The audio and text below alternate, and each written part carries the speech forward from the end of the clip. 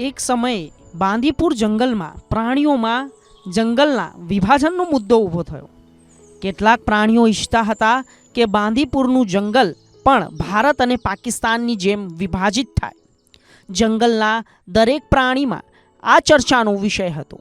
સવાર હોય કે સાંજ, પ્રાણીઓ જંગલના જુદા જુદા ખૂણામાં જૂથોમાં બેસીને આ મુદ્દાઓ પર ચર્ચા કરતા. વાસ્તવમાં જંગલના વિભાજનનું સાચું કારણ મોનુ નામનું વરુ હતું. મોનુ નામનું વરુ ખૂબ જ હોશિયાર હતું. તે જંગલના રાજા શેરસિંહની જેમ જંગલ પર રાજ કરવા માંગતો હતો. તેથી જ તે તેના જેવો હોશિયાર પ્રાણીઓને ઉશ્કેરતો હતો. એક દિવસ મોનુ વરુ ચિંકી શિયાળ અને સોનુ શિયાળ સાથે બેઠો અને જંગલના વિભાજન વિશે વાત કરવા લાગ્યો. મોનુ વરુ, બહેન ચિંકી, ભાઈ સોનુ, વિચારો, જો આપણા માટે શિયાળ વરુ અને શિયાળ માટે અલગ જંગલ હોય તો આપણે કેટલા આરામથી રહીશું.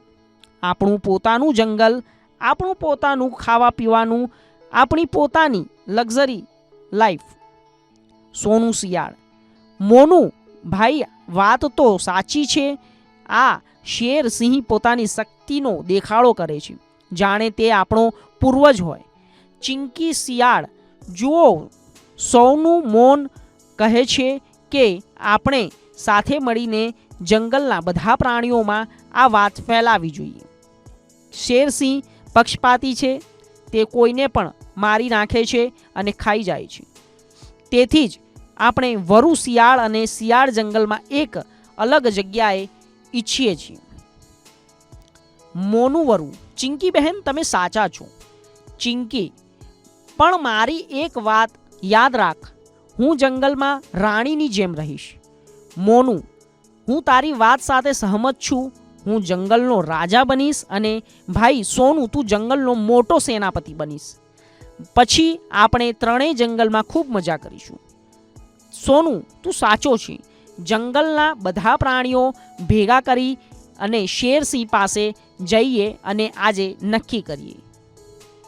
સોનુ શિયાળ, ચિંકી શિયાળ સાથે અને જંગલનો મોનુ વરુ, તેઓ બધા પ્રાણીઓ ભેગા કરે છે. એક પછી એક વ્યૂહરચના મુજબ તેઓ જંગલના રાજા શેરસિંહની વ્યૂહરચના મુજબ તેમના જંગલના રાજા શેરસિંહ પાસે પહોંચે છે. શેરસિંહ બધા પ્રાણીઓને પોતાની તરફ આવતા જોઈને ઊંડા વિચારોમાં પડી જાય છે. તે સમજી શકતો નથી કે મામલો શું છે. તે બધાને પૂછે છે, શેરસિંહ, શું વાત છે? તમે બધા આટલા ચિંતિત કેમ દેખાવ છો? શું વાત છે? તો મોનુ ભેડિયાએ કહ્યું, જુઓ શેરસિંહ, જંગલના બધા શિયાળ વરુ શિયાળ ઈચ્છે છે કે જંગલ વહેંચાય, કારણ કે તેઓ માને છે કે તમે પક્ષપાત કરો છો. સોનુ ભેડિયા, હા મહારાજ, અડધું જંગલ તમારા શાસનથી ખુશ નથી. જંગલના ઘણા પ્રાણીઓ મોનુ ભેડિયાને ખૂબ સારા માને છે. તેથી જ કહું છું કે જંગલ વહેંચો. જંગલ વહેંચવા માટે જો એઓ તમારા રાજ્યમાં રહેવા માંગે છે તો તેઓ તમારી સાથે રહેવું જોઈએ, અને જેઓ મોનુ ભેડિયા સાથે રહેવા માંગે છે તેઓએ તેમની સાથે રહેવું જોઈએ. શેરસિંહે કહ્યું, સારું, આ તમારી ઈચ્છા છે. મોનુ ભેડિયો, અરે ભાઈઓ, મને કહો, તમે કોને તમારા રાજા બનાવવા માંગો છો, હું કે શેરસિંહ? શું જંગલના વિભાજનના અમારા વિચાર સાથે સહેમત છો કે નહીં? સોનુ શિયાળ, હા હા, અલબત્ત. તો મોનુ ભેડિયા આપણો રાજા હશે અને આપણે બધા વિભાજન ઈચ્છીએ છીએ. તો ચિંકી શિયાળે કહ્યું, તમે બિલકુલ સાચા છો સોનુ અને મોનુ ભાઈ. શેરસિંહે બધાની વાતો સાંભળી અને સમજે છે કે આવું મોનુ વુલ્ફની યુક્તિ છે. સભામાં હાજર બધા પ્રાણીઓને કહે છે કે શેરસિંહ, ઠીક છે કે જો તમે બધા ઈચ્છતા હતા હો અને સાથે જંગલનું વિભાજન થવું જોઈએ તો વાંધો નથી. આ નિર્ણય પછી જંગલમાં બે ભાગમાં વહેંચાઈ જાય છે અને કેટલાક પ્રાણીઓ શેરસિંહના રાજ્યમાં રહેવાનું શરૂ કરે છે અને કેટલાક પ્રાણીઓ જેમ કે શિયાળ, વરુ, સસલું, મોનુ, વુલ્ફને તેમના રાજા તરીકે સ્વીકાર કરે છે. કેટલાક દિવસો આમ જ પસાર થાય છે. અચાનક એક દિવસ ભારત અને પાકિસ્તાન વચ્ચે યુદ્ધ શરૂ થાય છે. પાકિસ્તાનથી કેટલાક આતંકવાદીઓ બાંદીપુરાના જંગલમાં આવીને છુપાઈ જાય છે. જંગલમાં રહેતા તે આતંકવાદીઓને મોનુ વુલ્ફના રાજ્યમાં રહેતા પ્રાણીઓને મારવા અને ખાવાનું શરૂ કરે છે. મોનુ વુલ્ફને પણ આ વિશે જાણ કરવામાં આવે છે. ચિંકી શિયાળ: મહારાજ, કેટલાક આતંકવાદીઓ આપણા જંગલમાં છુપાયેલા છે. તેઓ ઘૂસી ગયા છે અને આપણા ભાઈ બહેનોને પોતાનો શિકાર બનાવી રહ્યા છે. કૃપા કરીને અમારું રક્ષણ કરો. સોનુ શિયાળ: હા મહારાજ, હવે ફક્ત તમે જ અમને બચાવી શકો છો. તો મોનુ શિયાળે કહ્યું, કયા આતંકવાદીઓ? તેઓ અમને મારી નાખશે. આમાં હું શું કરી શકું? તમે તમારા પોતાના જીવ બચાવો અને મારા જીવ બચાવવા દો. સોનુ શિયાળે કહ્યું, તમે અમારા રાજા છો, તેથી અમારા બધાનું રક્ષણ કરવાની તમારી ફરજ છે. મોનુ શિયાળે કહ્યું, કોઈ રાજા નથી, બધા અહીંથી ભાગી જાય છે અને મારો જીવ બચાવવા દો. ચિંકી શિયાળે કહ્યું, અરે, તે મોટો કાયર નીકળ્યો. શેરસિંહના શાસનકાળમાં આપણે સારા હતા. ઓછામાં ઓછું તો તે આપણું રક્ષણ તો કરતો હતો.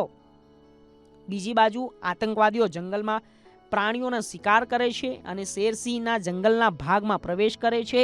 સાવચેતી રૂપે શેરસિંહ તેના જંગલના ભાગમાં રહેતા બધા પ્રાણીઓને એક ગુફામાં બંધ કરી દે છે અને તે પોતે ગુફાની બહાર બેસી જાય છે. ગુફામાં બંધ બધા પ્રાણીઓ ખૂબ જ સુરક્ષિત અનુભવવા લાગે છે. તેઓ સમજે છે કે શેરસિંહ દરવાજા પર છે, તો તે ત્યાં કોઈને અંદર આવી શકશે નહીં. શેરસિંહ 24 કલાક ગુફાની આસપાસ રહે છે, જેથી કોઈ પણ પ્રકારની ઘટના ન બને. અને આ સાથે જ તેમને ચિંકી શિયાળે કહ્યું કે જો આપણું રક્ષણ કેવી રીતે શેરસિંહ કરી રહ્યો છે તેની દાદ આપવી જોઈએ. તો આ સાથે અહીં શેરસિંહ ગુફામાં બધા પ્રાણીઓને છુપાવે છે. બીજી બાજુ આતંકવાદીઓ જ ગુફા તરફ દોડી આવે છે. શેરસિંહે ગુફાની સામે ઊભેલા જોઈને કોઈની આગળ વધવાની હિંમત નથી. બધા વિચાર કરે છે કે શેરસિંહ સામે ગોળીબાર કરી દઈએ. આતંકવાદીઓ તેવું કહેતા હોય છે, પરંતુ સિંહ જંગલનો રાજા છે, એટલા માટે તેને ત્યાં જતા આતંકવાદીઓને ડર લાગે છે. બધા પ્રાણીઓ રાહત અનુભવી રહ્યા છે. શેરસિંહનો આભાર માને છે, તેમનું સ્વાગત કરે છે. અને આ દરમિયાન મોનુ ભેડિયા પણ ડરથી ધ્રુજતા ધ્રુજતા આવે છે અને શેરસિંહ તેમને પૂછે છે, શેરસિંહ, મોનુ ભેડિયા, તું રાજા હતો અને તારી પ્રજાનું રક્ષણ પણ ના કરી શક્યો? શું આવું થાય તો શું કરવું? તું તો રાજા હતો અને હવે રાજા જ ડરી ગયો તો શું કામનું? તો મોનુ ભેડિયાએ કહ્યું, શેરસિંહ, મને માફ કરજો મહારાજ, હું લોભથી આંધળો થઈ ગયો હતો. મેં મોટી ભૂલ કરી. આવું ફરી ક્યારેય નહીં કરું. શેરસિંહ ચાલ્યા જાય છે અને હું તને માફ કરું છું, પણ આવું ક્યારેય નહીં કરતો. આ ઘટના પછી જંગલના બધા પ્રાણીઓ ફરી એકવાર ખુશીથી જીવવા લાગે છે. બાળકો, આ વાર્તા આપણને શીખવે છે કે નેતા એ જ છે તેની સાથે રહેતા લોકોનું રક્ષણ કરે, તેમને તેમના અધિકારો આપે અને જરૂરિયાત સમયે પોતાના લોકોને ટેકો આપે. આ શીખ છે.